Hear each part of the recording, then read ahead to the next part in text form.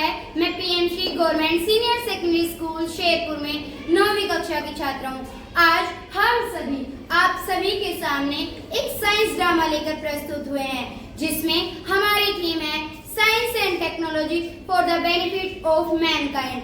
हमारी सब थीम है डिजिटल इंडिया एम्पावरिंग लाइव्स। मैं इस ड्रामे की डायरेक्टर हूँ।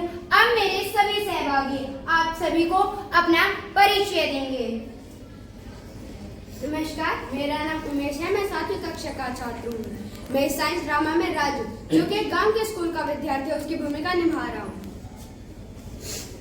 नमस्कार, मेरा नाम वंशिका, मैं कक्षा 7वीं की छात्रा हूँ। मैं इस साइंस ड्रामा में गीता, जो कि एक गांव के स्कूल की विद्यार्थी है, उसकी भूमिका निभा रही हूँ। नमस्कार, मेरा नाम रिया है। मैं 9वीं कक्षा की छात्रा हूँ। मैं इस साइंस ड्रामा में राधा, जो कि एक गांव के स्कूल की विद्यार्थी है, उसकी भूमिका निभा रही हूँ। नमस्कार, मेरा नाम रिया है। मैं कक्षा 8वीं की छात्रा हूँ। मैं इस साइंस ड्रामा में रॉकी, जो एक शहर के स्कूल का विद्यार्थी है, उसकी भूमिका निभा रही हूँ। नमस्कार, मेरा नाम खुशबू है। मैं 9वीं कक्षा की छात्रा हूँ। मैं इस साइंस ड्रामा की स्क्रिप्ट राइटर हूँ और उसके साथ साथ ही इस साइंस ड्रामा में अध्यापिका की भूमिका निभा रही हूँ। नमस्कार, मेरा नाम नितिका है। मैं 8वीं क्लास की छात्रा हूँ। मैं इस साइंस ड्रामा में इंटरनेट की भूमिका निभा रही हूँ। नमस्कार, मेरा नाम मनु है। मैं कक्षा 9वीं की छात्रा हूँ। मैं इस साइंस ड्रामा में प्रधानमंत्री की भूमिका निभा रही हूँ। तो चलिए शुरू करते हैं। दृश्य 1, जहाँ पर हम सभी अपने पुराने भारत की ओर नजर डालेंगे। हम देखेंगे कि जब हमारे भारत में इंटरनेट नहीं था, तब हमारे भारत की क्या स्थिति थी। बच्चों, क्या आप सभी को पता है कि पहले हमारे भारत में बहुत मुश्किलें थी। किसी भी काम को सुविधा प्राप्त नहीं थी। हर काम के लिए दूर शहर में जाना पड़ता था। हर काम के लिए मुश्किलों का सामना करना पड़ता था। ना तो इंटरनेट था और ना ही डिजिटल शिक्षा। हर काम में बड़ी परेशानियों का सामना करना पड़ता था। तो चलिए सुनते हैं दो गांव के विद्यालय के विद्यार्थी राजू और गीता के मध्य की चर्चा। अरे गीता, क्या तुमने अपना गृह कार्य कर लिया? नहीं राजू, मैंने अपना गृह कार्य नहीं किया। क्या तुमने अपना गृह कार्य कर लिया? नहीं गीता, मैंने भी अपना गृह कार्य नहीं किया है। तो क्यों? अरे गीता, तुम्हें तो पता ही है, मेरे पास किताबें नहीं है। पिताजी कहते हैं कि 2 माह बाद फसल के पैसे आएंगे, मैं तभी तुम्हारी किताबें ला सकता हूँ। तब तक आधा सेशन गुजर जाएगा। हाँ राजू, मैंने भी अपने पिताजी को किताब लाने के लिए चिट्ठी लिखी थी। और तुझे तो पता ही है, चिट्ठी भेजने के बाद महीनों में जवाब आता है। कितनी परेशानी है। सो तो है। अरे राधा, कहाँ जा रही हो? कहीं नहीं, तुम्हारे पास ही आ रही थी। क्या तुमने अपना गृह कार्य कर लिया? नहीं, परंतु क्यों? क्योंकि मेरे पिताजी को तो अभी वेतन ही नहीं मिला है। जब तक मेरे पिताजी को वेतन नहीं मिलता था, तब तक तो मैं अपनी किताबें ही नहीं ला सकती। परेशानियाँ तो है। अरे सॉरी। अरे भाई, कौन हो तुम? तुम तो इस गाँव में नए लगते हो। हाँ भाई, मैं इस गांव में नया हूँ।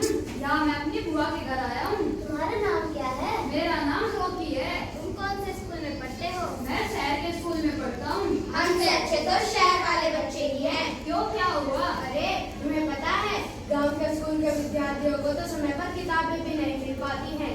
जैसे कि इसके पिताजी को भी वेतन नहीं मिला है। इसने अपने पिताजी को किताबों के लिए चिट्ठी लिखी थी और हम गाँव वालों को पता है कि चिट्ठी भेजने के बाद महीने में जवाब आता है। और मेरे पिताजी की तो अभी फसल भी नहीं बिकी है। अरे दोस्तों, तुम लोग सोचते हो कि गांव वालों को अधिक परेशानियां होती है, लेकिन ऐसी कोई बात नहीं है। हम शहर वालों को भी कोई कम परेशानियां नहीं होती। बैंक में जाओ तो भी, बिजली का बिल भरने जाओ तो भी, पानी का बिल भरने जाओ तो भी भीड़ ही भीड़ है। परेशानियां तो है, चाहे गांव वालों की हो चाहे शहर वालों की हो। अब क्या कर सकते हैं? क्या हमारी समस्या का कोई हल निकलेगा?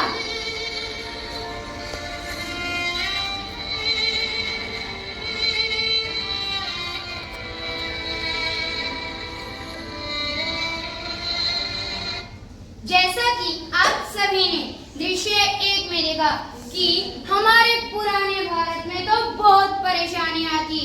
जब हमारे भारत में इंटरनेट नहीं था, तब बच्चों को शिक्षा के लिए केवल किताबों पर निर्भर रहना पड़ता था।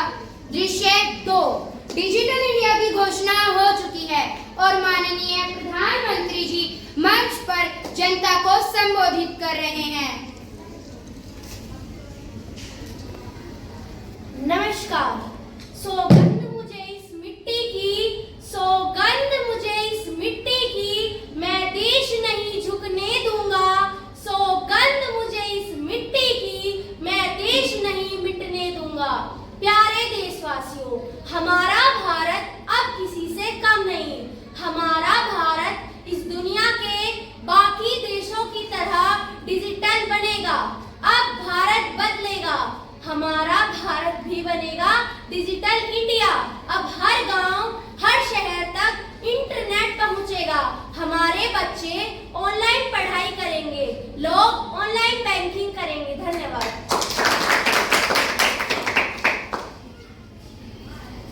हमारा भारत डिजिटल भारत, हमारा भारत डिजिटल भारत, हमारा भारत डिजिटल भारत।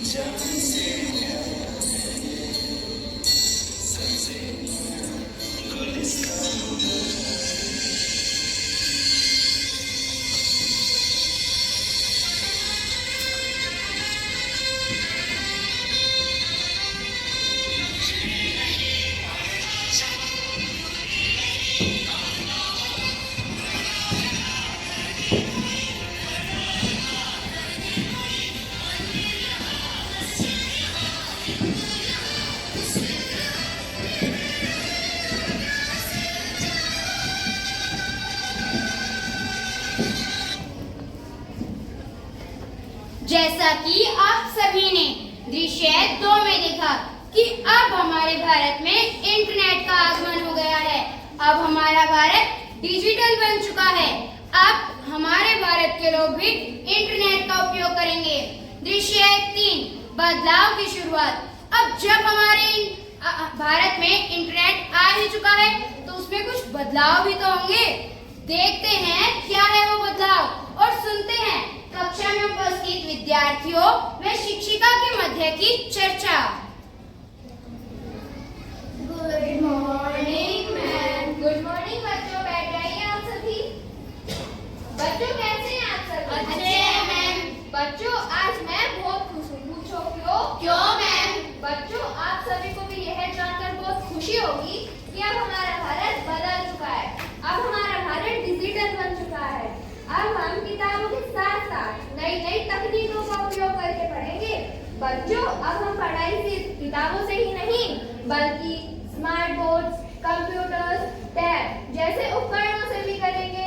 अब हम सब एक नई शिक्षा नीति से पढ़ेंगे क्योंकि अब हम डिजिटल भारत के नागरिक हैं। वाह, ये तो बहुत अच्छी बात है। बच्चों क्या आप सभी में से कोई इस विषय पर कुछ कहना या पूछना चाहेगा? Yes ma'am. बोलो राजू। मैम तो अब मुझे किताबों का इंतजार और पैसे नहीं खर्चने पड़ेंगे। हाँ बेटा, तुम्हारा कार्य और भी सरल हो जाएगा। परंतु मैम मेरे पिताजी के पास तो किताबें खरीदने के लिए पैसे नहीं थे। मेरे पिताजी मुझे ये टैब, लैपटॉप, कंप्यूटर जैसे उपकरण मुझे कहाँ से उपलब्ध कराएंगे? अरे बेटा ऐसी कोई बात नहीं है। कंप्यूटर, टैब और स्मार्ट बोर्ड जैसे उपकरण सरकार अब हमारे विद्यालय में भी उपलब्ध कराएगी और सभी बच्चे इन सभी उपकरणों से ही पढ़ाई करेंगे। और तो और अब सभी कक्षाओं में स्मार्ट बोर्ड और स्मार्ट टीवी लगाए जाएंगे और सभी बच्चों स्मार्ट बोर्ड और स्मार्ट टीवी से ही पढ़ाई करेंगे। मैम ये तो बहुत ही अच्छी बात है। हाँ बेटा। मैम मैं भी इस विषय पे कुछ कहना चाहती हूँ। बोलो गीता। मैम तो डॉक्टर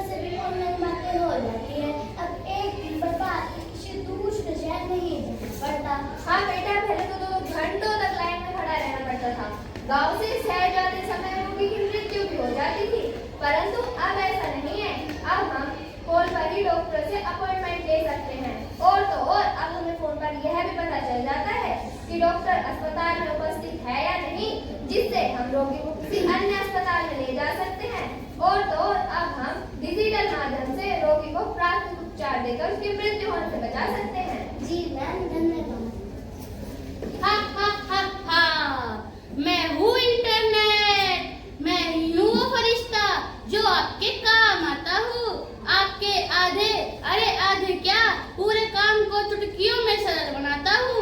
मैं अकेला ही आपके सारे काम कर लेता हूँ। अगर बात करें बच्चों की पढ़ाई की, तो मैं ऑनलाइन पढ़ाई, ऑनलाइन पेमेंट और वीडियो कॉल और ज्ञान की पूरी दुनिया को अपने अंदर समेटे हुए हूँ।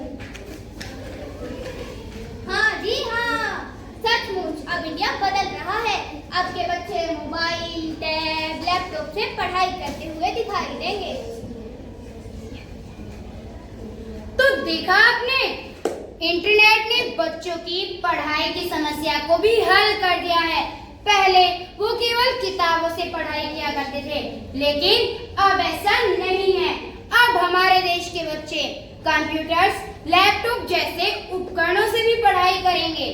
दृश्य 4 में हम ऐसी ही कुछ समस्याओं के बारे में चर्चा करेंगे, जो कि लोगों को बहुत परेशानियों में डाल देती है, लेकिन इंटरनेट ने इनका हल चुटकियों में कर दिया है। देखते हैं क्या सचमुच इंटरनेट ने हमारी आम जनता की मदद की है? क्या सचमुच उनकी समस्या हल हो पाई है?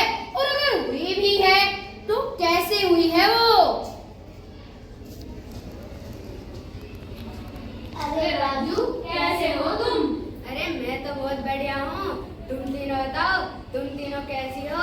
गीता, अरे छोड़ो, बताओ तुम तीनों कैसी हो? हमारी छोड़ो, अपनी बताओ। इतने खुशी हो तो तुम तो हमारा नाम भी भूल गए। अरे मेरी खुशी का राज तो इंटरनेट है, इंटरनेट। वो कैसे? अरे इंटरनेट ने मेरी किताबों की समस्या को दूर कर दिया। अब तो मैं किताबों की जगह टैब, लैपटॉप, कंप्यूटर इन सभी उपकरणों से पढ़ाई करता हूँ। हाँ राजू, इंटरनेट ने तो मेरी चिट्ठी की समस्या को भी खत्म कर दिया।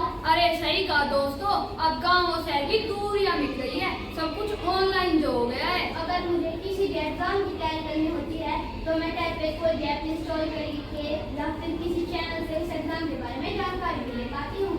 पहले मेरी माँ को पानी का बिल, बिजली का बिल, टेलीफोन का बिल भरने के लिए लंबी लाइन में खड़ा होना पड़ता था।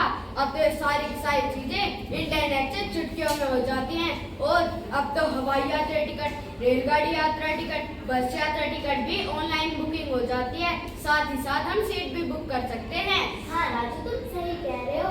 पहले मेरे पापा को बैंक में जाकर पासबुक अपडेट करना पड़ता था, लेकिन अब तो मोबाइल से ही बैलेंस चेक कर लेते हैं। और तो अब तो मोबाइल में ई पासबुक खुल जाता है, जिससे कि मेरे पापा को बार-बार बैंक में जाकर एंट्री नहीं करानी पड़ती और हमारे लेन-देन का भी पता चल जाता है। अरे दोस्तों, हमारी ही नहीं, हमारे गांव वालों की, हमारे परिवार वालों की और हम सबकी समस्या का हल इंटरनेट ने ही तो किया है। अरे हाँ, सच में इंटरनेट ने आम जनता की सारी परेशानियां हल कर दी। इंटरनेट के द्वारा कोई भी समस्या चुटकियों में हल हो जाती है। अब कोई भी व्यक्ति गर्व से कह सकता है कि हम डिजिटल भारत के नागरिक हैं। हम भी इंटरनेट का इस्तेमाल करते हैं। इंटरनेट ने कोई भी ऐसी समस्या नहीं छोड़ी है जिसका हल उसके पास नहीं है। अगर हमारा भारत इसी तरह विकास के पथ पर अग्रसर रहा, तो एक दिन जरूर हमारा भारत विकासशील से विकसित राष्ट्र बन जाएगा। दृश्य 5, हम एक और ऐसी बड़ी समस्या के बारे में बात करते हैं जो कि लोगों को बहुत परेशान करती थी, लेकिन इंटरनेट आने से उसका भी हल हो गया। देखते हैं क्या थी वो इतनी बड़ी समस्या जिसका हल ही नहीं मिल रहा था, और इंटरनेट ने चुटकियों में उसका हल कैसे किया है। नमस्कार भाई साहब, ये जगह बताना। अरे मुझे माफ करना, मैं इस गांव में नया हूँ, मुझे इस जगह का नहीं पता।